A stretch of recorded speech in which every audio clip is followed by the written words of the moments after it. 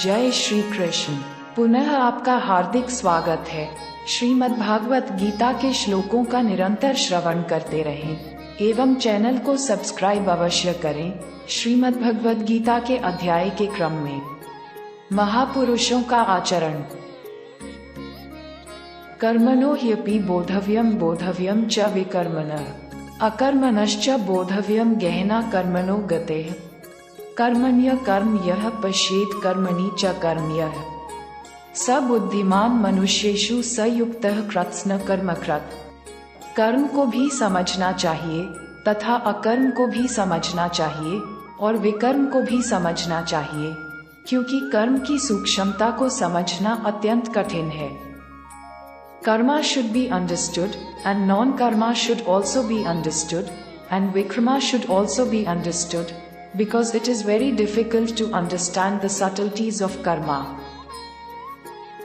जो मनुष्य कर्म में अकर्म शरीर को कर्ता न समझकर आत्मा को कर्ता देखता है, और जो मनुष्य अकर्म में कर्म आत्मा को कर्ता न समझकर प्रकृति को कर्ता देखता है, वह मनुष्यों में बुद्धिमान है।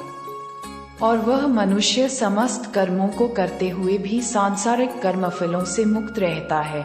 The man who sees akarma, not considering the body as the doer but considering the soul as the doer in action, and the man who sees karma in akarma, not considering the soul as the doer in nature as the doer, is the wisest among humans, and that man, despite doing all the actions, remains free from the consequences of worldly actions.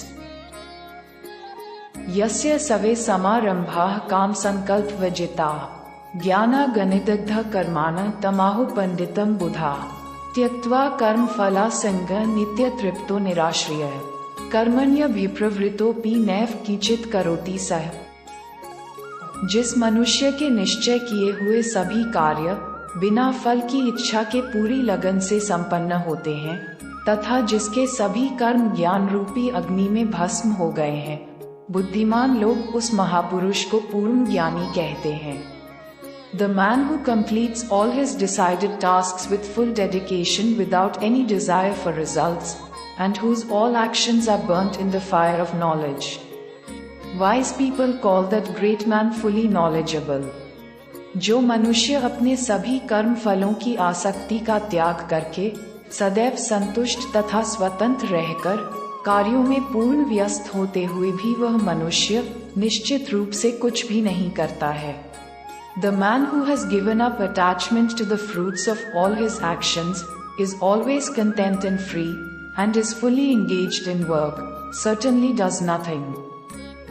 निराशीर्यत चितात्मा त्यक्त सर्व परिग्रहः शारीर केवल कर्म कुर्वन्नापनोति किल्बिषम् यदृच्छालाभसन्तुष्टो द्वन्द्वातीतो विमत्सरः समः सिद्धावसिद्धौ च कृत्वापि न निबध्यते। जिस मनुष्य ने सभी प्रकार के कर्म फलों की आसक्ति और सभी प्रकार की संपत्ति के स्वामित्व का त्याग कर दिया है, ऐसा शुद्ध मन तथा स्थिर बुद्धि वाला केवल शरीर निर्वाह के लिए कर्म करता हुआ कभी पाप रूपी फलों को प्राप्त नहीं होता है।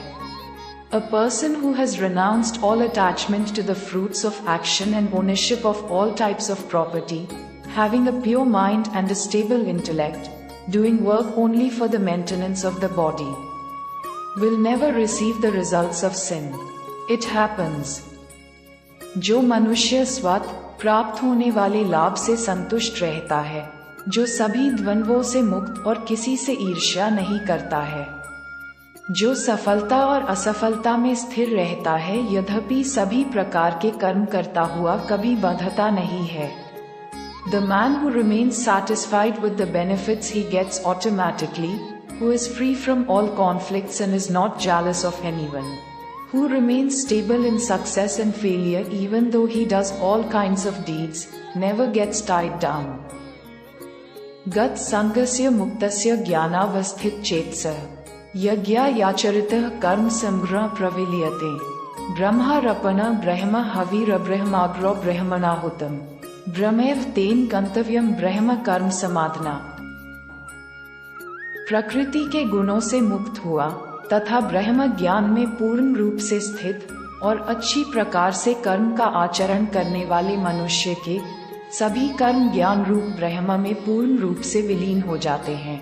Of a man freed from the modes of nature, fully situated in the knowledge of Brahman, and performing his actions well, all the actions of a man completely merge in the knowledge form of Brahman.